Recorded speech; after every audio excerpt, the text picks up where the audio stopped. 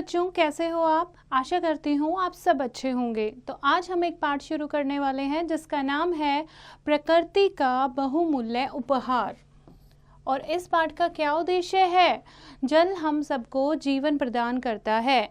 जल ही जीवन है, जिसके बिना हम सब जीवन की कल्पना भी नहीं कर सकते। जल सिर्फ जीवित जंतुओं को ही नहीं बल्कि पूरी प्रकृति को संचालित करने के लिए आवश्यक है। जल हम सब के लिए एक अमूल्य उपहार है और जिसका हमें सोच समझकर सही उपयोग करना चाहिए। इस पाठ में जल के महत्व पर प्रकाश डाला गया है। तो पाठ शुरू करते हैं। ग्रीष्म ऋतु और दोपहर का समय था, यानी कि गर्मी का मौसम था और दोपहर का समय था। सूर्य देव के पूर्ण तेज से पृथ्वी तप्त हो रही थी, यानी कि सूर्य इतने तेज था कि धरती जो है वो जल रही थी। ऐसे ही समय में 4 घुड़सवार, जिनकी वेशभूषा शिकारियों जैसी थी, एक ओर चले जा रहे थे। इनमें से 3 तो लगभग 25-25 वर्ष के थे और एक 20 वर्ष का था। तीनों की पोशाक एक ही रूप रंग की थी, यानी तीनों के कपड़े जो हैं, पहनावा वो एक जैसा था। सबके पास एक एक दोनाली बंदूक और तलवार थी। देखने में वे सभी किसी धनाढ्य परिवार के मालूम होते थे, क्योंकि सबके पास जो चीजें थी वे अच्छी थी, यानी अमीर घर के वो लगते थे। लू के थपेड़ों में से लोग परेशान हो रहे थे, यानी गर्मी की वजह से। लू क्या होती है? गर्मी में जो हवा चलती है, गर्म हवा। हठात नवयुवक ने अपना घोड़ा रोका और हठपूर्वक नवयुवक ने क्या किया? अपने घोड़े को रोक लिया। उसके साथ अन्य तीनों व्यक्ति भी रुक गए। नवयुवक ने अपने गले में पड़े हुए फील्ड ग्लास को उठाकर चारों ओर देखा, यानी कि दूरबीन से चारों ओर देखा और तत्पश्चात साथी से बोला, इधर तो कुछ दिखाई नहीं पड़ता, लगता है बहुत दूर निकल आए हैं। तो चलो सामने जो वृक्षों का झुंड है उसी की छाया में रुकते हैं। घोड़ों को बांध दो, धूप ढल जाने पर चलेंगे। चारों घोड़े वृक्षों से बांध दिए गए और उनकी पीठ पर बिछे कंबल निकालकर भूमि पर बिछा दिए गए। एक युवक ने नवयुवक से कहा, आइए बैठिए। नवयुवक कंबलों की ओर देखकर किंचित खिन्न भाव से बोला, यानी कि अजीब भाव से बोला। क्या कहता है? क्या बैठे? और बहुत जोर की प्यास लगी है। इस समय एक गिलास पानी के लिए मैं सब कुछ दे सकता हूँ। पानी इतना मूल्यवान पेय पदार्थ है, यह कभी कभी ही मालूम पड़ता है। यानी अब वो नौजवान जो है पानी के लिए कुछ भी देने को तैयार है। वो कहता है कि पानी की कीमत जो है वो कितना मूल्यवान है, ये कभी कभी पता लगता है, क्योंकि अब उसे बहुत प्यास लगी थी। नवयुवक की यह बात सुनकर तीनों व्यक्ति अधीर हो उठे, मतलब बेचैन हो उठे। एक ने दूसरे से कहा, चलो हम तुम पानी की खोज में चलें। ठीक है, यहाँ पर वचन बदलू हैं जो आपको याद करने हैं। पोशाक पोशाकें, बंदूक बंदूकें। वे दोनों व्यक्ति अपने अपने घोड़े पर जीन कसकर चल दिए और रस्सी कसकर वो लोग अपने घोड़े पर चले जाते हैं। कहाँ पर? पानी की खोज में। उनके जाने के थोड़ी देर पश्चात एक देहाती लोटा, यानी कि एक गांव वाला लोटा डोरी कंधे पर डाले हुए सामने से आता दिखाई पड़ा और नवयुवक ने अपने साथी से कहा, इसे बुलाओ। दूसरे व्यक्ति ने हाथ के इशारे से देहाती को बुलाया।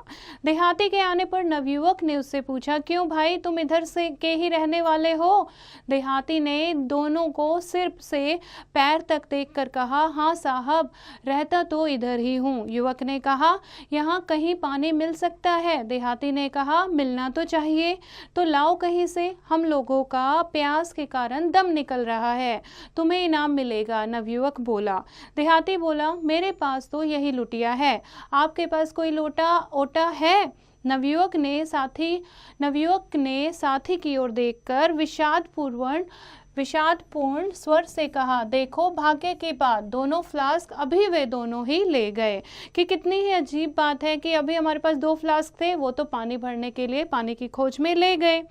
साथी ने कहा, मैं इसके साथ चला जाता हूँ, मैं वहीं से पी आऊँगा, आपके लिए लोटे में ले आऊँगा।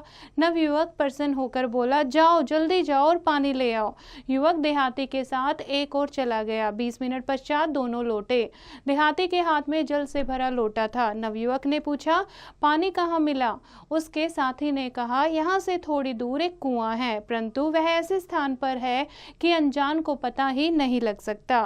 खैर, अब तो तुम देख ही आए हो। इतना कहकर नवयुवक ने पानी पिया। संतोष की दीर्घ निश्वास छोड़कर रेशमी रुमाल से मुंह पोंछता हुआ वह बोला, अब जाकर होश ठिकाने हुए। उफ, मनुष्य एक साथ कितना शक्तिशाली और कितना शक्तिहीन है कि मैं एक राजा हूँ, फिर भी अब मुझे कितना शक्तिहीन फील हो रहा था। शक्तिशाली इतना कि ईश्वर तक को वश में कर लेता है, और शक्तिहीन इतना कि पानी जैसी चीज न मिलने पर व्याकुल हो जाता है। इसलिए नवयुवक ने मनुष्य को शक्तिशाली और शक्तिहीन दोनों कहा है। यह कहकर नवयुवक ने अपने साथी से कहा, इस देहाती को एक अशर्फी दे दो। क्या दे दो उसको? एक अशर्फी दे दो, एक मोहर दे दो। साथी ने जेब से एक अशर्फी निकालकर देहाती की ओर बढ़ाई। देहाती ने अशरफी की ओर देखा और पूछा, यह किस लिए? पानी का मूल्य, नवयुवक बोला। देहाती मुस्कुराया और बोला, ईश्वर ने पानी इसलिए नहीं बनाया कि वह बेचा जाए, उस पर सबका समान अधिकार है। ईश्वर की बनाई और दी हुई वस्तु का मूल्य मैं कैसे ले सकता हूँ? नवयुवक कुछ क्षणों तक अवाक होकर देहाती की ओर देखता रहा, यानी कि हैरान होकर। फिर बोला, यह पानी का मूल्य नहीं, तुम्हारे परिश्रम का पुरस्कार है। मेरे परिश्रम का पुरस्कार? मैंने परिश्रम ही कौन सा किया?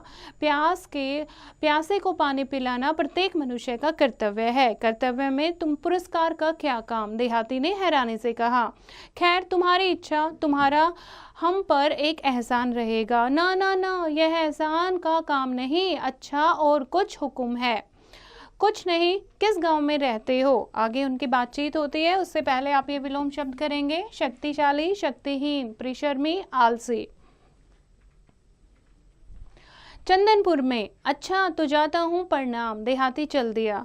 उसके दूर निकलने जाने पर नवयुवक ने कहा, यह देहाती है, परंतु इसका हृदय कितना विशाल है। मैं तो इसकी बातें सुनकर दंग रह गया।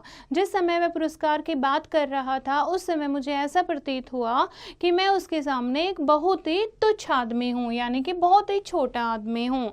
नवयुवक के साथी ने कहा, बात तो ठीक है, मैं भी निरुत्तर हो गया था कि मुझे भी नहीं समझ आया क्या कहना चाहिए कि उसने पुरस्कार लेने से मना कर दिया। 5 वर्ष बीत गए। चंदनपुर तथा उसके समीपवर्ती गांव में अनावृष्टि के कारण अकाल पड़ गया। अनावृष्टि यानी कि कम बारिश या बारिश का ना होना। इधर राजा की ओर से लगान वसूली के लिए सख्ती होने लगी। गांव में त्राही त्राही मच गई, हर जगह दुख ही दुख था। अंत में जब राज कर्मचारियों का अत्याचार असह्य हो उठा, तो एक दिन चंदनपुर के वृद्धों की पंचायत हुई। इस पंचायत में हमारा पूर्व परिचित युवक भी था। गांव के मुखिया ने कहा, क्यों भाइयों, अब क्या होगा? फसल हुई नहीं, हम लोगों के बाल बच्चे भूखे मर रहे हैं। इधर सरकारी लगान के लिए राज्य के कर्मचारी हम पर घोर अत्याचार कर रहे हैं। एक ग्राम निवासी बोला, बड़े महाराज तो बड़े दयावान थे, वे होते तो यह कभी न होता। खैर, अब तो है ही नहीं, उनके पुत्र हैं, उनसे कोई आशा है? मुखिया ने पूछा। हमारी समझ में तो कुछ आदमी जाकर महाराज से प्रार्थना करें, शायद वे कुछ दया करें। एक ने कहा, तो फिर यही होना चाहिए, कुछ आदमी महाराज की शरण में जाकर फरियाद करें, यानी कि प्रार्थना करें। मुखिया ने प्रसन्न होकर कहा, हाँ, यह बहुत ठीक है। इसके पश्चात प्रतिनिधियों का चुनाव हुआ। हमारा वही पूर्व परिचित व्यक्ति भी चुना गया, और जिसने की क्या की थी, नवयुवक की मदद की थी ना, जंगल में पानी पिलाया था, वो भी उनमें से चुना गया जो राजा से जाकर बात करेंगे। उचित समय पर ये लोग महाराज की ड्योढ़ी पर पहुंचे, परंतु महाराज तक पहुंचना कठिन था। 3 दिन तक ये लोग महाराज के राजप्रसाद के सामने मैदान में पड़े रहे, क्योंकि महाराज से कोई भी नहीं मिल सकता था, तो सामने मैदान में वो रहे। चौथे दिन मुखिया ने कहा, हम लोग इतना कष्ट सहकर आए हैं, फिर भी कोई लाभ नहीं, महाराज तक कोई हमारी खबर ही नहीं पहुंचाता। क्या बताएं, ऐसा अंधेर तो कहीं नहीं देखा। फरियाद करने आए तो फरियाद भी नहीं सुनी जाती। और हठात वही युवक बोल उठा, शाम को महाराज की सवारी इधर से निकलती है, वही महाराज है ना? आज मैं महाराज से बात करूंगा। शाम को निश्चित समय पर महाराज की सवारी निकली। एक बढ़िया फिटन पर महाराज सुशोभित थे, यानी कि एक गाड़ी पर, एक रथ पर महाराज बैठे थे। फिटन में 4 घोड़े जुते हुए थे, 4 सवार पीछे और 4 आगे चल रहे थे। युवक पहले से ही सड़क के निकट आकर बैठ गया। जब महाराज की फिटन आई तो वह लपक कर सड़क के बीचों बीच लेट गया। सवारों ने हटो हटो कहा, पर वह निश्चल पड़ा रहा, यानी कि बिल्कुल भी नहीं हिला। परिणाम यह हुआ कि सवार भी रुक गए और फिटन भी रुक गई। अब वो रथ रुक गया, सवार भी रुक गए। 2 सवार घोड़ों से उतर पड़े और उन्होंने ठोकर मारकर युवक को उठाना चाहा, परंतु वह पड़ा रहा। अंत में उन्होंने उसके दोनों हाथ पकड़कर उसे उठाया। महाराज ने फिटन पर से कहा, कौन है, इसे हमारे सामने लाओ। युवक सिर झुकाए था। उसने सिर उठाया और महाराज की ओर देखा। महाराज के मुख पर दृष्टि पड़ते ही वह चौंक उठा। उसने देखा कि महाराज और कोई नहीं, वही नवयुवक है जिसे उसने 5 वर्ष पहले जंगल में पानी पिलाया था, परंतु उसने इस विस्मय को तुरंत दबा लिया। महाराज ने पूछा, तू कौन है? सरकार, मैं चंदनपुर का रहने वाला हूँ। हम 5 आदमी 3 दिन से यहाँ पड़े हैं, श्रीमान के पास फरियाद लेकर आए हैं। क्या फरियाद है? युवक ने अपने गांव की दुर्दशा और राज कर्मचारियों के अत्याचार का सब वृत्तांत कह सुनाया, यानी सब हालचाल कह सुनाया।